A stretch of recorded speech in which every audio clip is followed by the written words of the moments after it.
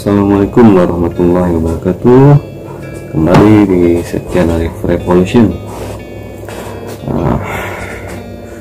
Semoga di waktu ini masih dalam keadaan sehat walafiat, masih dalam keadaan yang baik ya. Walaupun mungkin dirasa kurang baik, semoga kita dapat ikhlas ya, dapat ikhlas terus menjalani, berpikir positif pada Allah Subhanahu wa Ta'ala atas apa yang Allah takdirkan pada kita. Yang sakit semoga segera diberikan kesehatan. Kali ini saya ingin sedikit menyinggung soal pilpres ya. Sedikit saja sih, soal sebenarnya bukan ke pilpresnya ya, salah satu tokoh yang dimana di sini saya bukan tidak menyukai atau membenci, bahkan tidak sama sekali, karena saya juga tidak ada kepentingan untuk hal ini. Sekedar mungkin ini bisa mencerahkan atau menambah informasi buat kalian yang mungkin saat ini sedang suka-sukanya ya dengan salah satu calon presiden saat ini gitu. Dan sekali lagi saya mengatakan, mau yang saya akan bacakan maupun mungkin yang lagi rame Ganjar Pranowo maupun Prabowo, apalagi ya kalau Prabowo ya dulu ya saya sempat menyukai gitu ya, karena himbauan dari ulama ya, dari ulama. Cuma karena memang ya adanya saat ini dan pada saat itu terpilihnya tidak terpilihnya Pak Prabowo, kita mengambil pelajaran ya, khususnya saya sendiri gitu. Bebas orang lain mau berpendapat apa silakan, ini pendapat saya gitu. Oke. Ini ada berita dari sebentar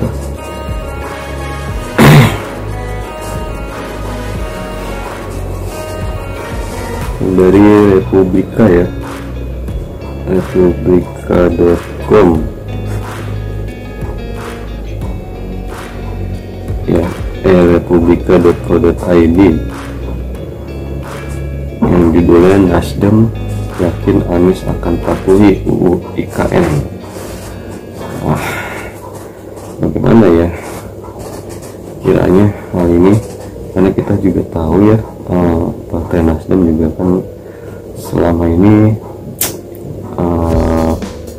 berada di pendukung pemerintahan saat ini ya, dan mungkin saat ini berada di luar jalur dalam bahasanya yang sering saya lihat gitu, kalau tidak salah koalisi perubahan namanya ya, dan berada dengan PKS dan Demokrat. Oke, nih saya bacakan sedikit. Di sini ada Ketua DPP Partai Nasdem Sugeng Suparwoto mengatakan bahwa Anies Rashid Baswedan juga mengutamakan prinsip berkelanjutan jika terpilih sebagai presiden periode 2024-2029, termasuk soal pembangunan ibu kota negara IKN Nusantara yang sudah diatur dalam Undang-Undang Nomor 3 Tahun 2022. Oke, jadi menurut Partai Nasdem, Anies Baswedan tetap akan mengikuti apa yang sudah diundang-undangkan gitu ya, dalam hal ini IKN, soal IKN. Ia sendiri hadir dalam makan siang bersama antara Ketua Umum Partai Nasdem Surya Paloh dengan Menteri Koordinator Kemaritiman dan Investasi Luhut Binsar Panjaitan. Pertemuan tersebut dikatakannya tak secara khusus membahas terkait IKN. Bersama Ketua Partai dengan Luhut Binsar Panjaitan. Kalau tanya kemana Pak Anies melanjutkan atau tidak IKN, loh, sesuatu yang sudah jadi undang-undang bagaimana? Kita harus menghormati tata kelola pemerintahan, tata kelola bernegara undang-undang harus dilaksanakan oleh siapapun, ujar Sugeng di kantor Sekretariat Perubahan Jakarta Jumat 5 Mei 2023. Ya, kita sama-sama tahu ya, produk undang-undang IKN ini atau proyek IKN ini banyak penolakan ya, termasuk ya penolakan itu datang dari partai pendukung Anies Baswedan gitu ya. Lucu sih emang. Terkait pembangunan IKN Nusantara, Anies tegasnya tak dapat dikaitkan sebagai antitesa dari Presiden Joko Widodo. Sebab sekali lagi disampaikannya pembangunan IKN sudah diatur lewat peraturan perundang-undangan. Jadi taat undang-undang ya. Kalau istilahnya pemerintahan saat ini dapat merubah isi undang-undang, lalu kenapa misalkan kalau beliau dipilih gitu, mengapa beliau tidak bisa merubahnya? Kan bisa seperti itu gitu, merubahnya dalam arti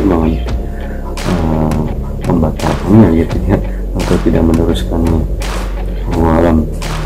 Bahkan ia menyebut Anies sebagai sintesa atau perpaduan dari Presiden Indonesia sebelumnya, salah satunya adalah Jokowi, di mana Anies diyakini juga akan menghadirkan keberlanjutan. Itu confirm. Sehingga tema besarnya adalah perubahan untuk persatuan, dan begitu perubahan dan juga change dan continuity, ujar Ketua Komisi 7 DPR itu. Walaupun ditolak, lanjut terus itu sama ya seperti RUU Omnibus Law. Kira-kira siapa yang dapat membuktikan gitu? Sebelumnya Anies menjawab pertanyaan terkait pembangunan IKN Nusantara jika ia terpilih sebagai Presiden periode 2024-2029. Jelasnya ia akan mengikuti peraturan perundang-undangan yang ada, dalam hal ini Undang-Undang Nomor 3 Tahun 2022 tentang IKN. IKN ini bukan di level gagasan aja. IKN ini sudah menjadi undang-undang, dan kita semua ketika dilantik untuk tugas apapun itu sumpahnya melaksanakan undang-undang, ujar Anies di kantor DPP Partai Demokrat Jakarta Kamis 2 Maret 2023.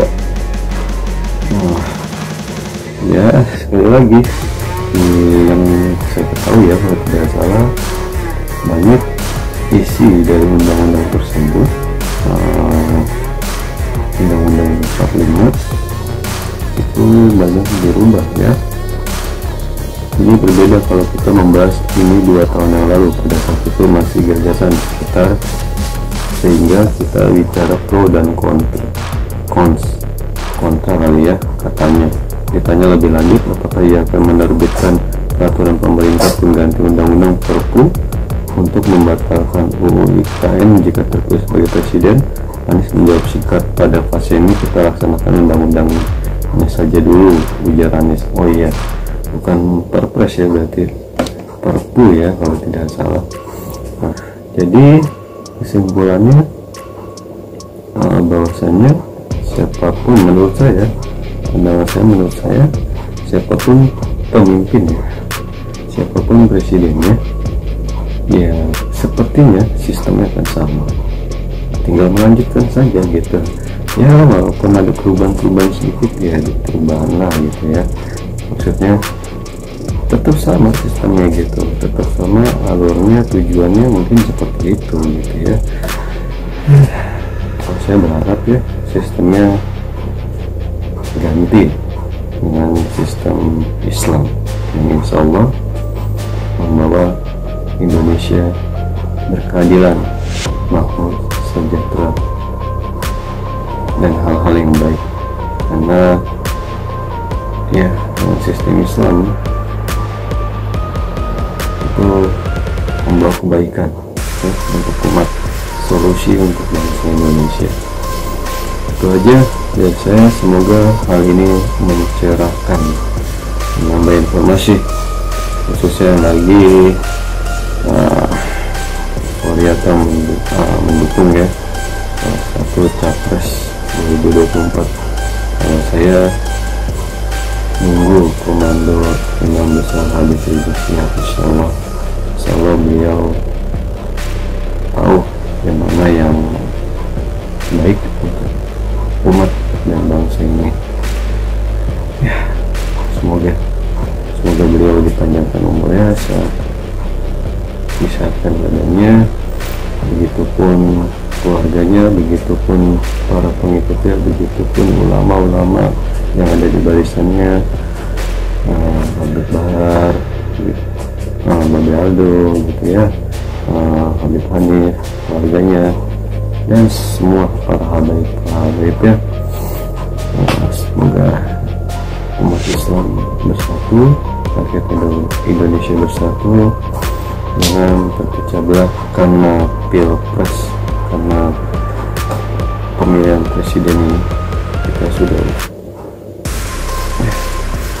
ya pokoknya kalau udah bicara perpecahan udah banyak lah perpecahan karena perbedaan pandangan politik, kan perbedaan pilihan gitu. Semoga bisa diperbaiki hal-hal yang demikian. Itu aja. Wassalamualaikum warahmatullahi wabarakatuh.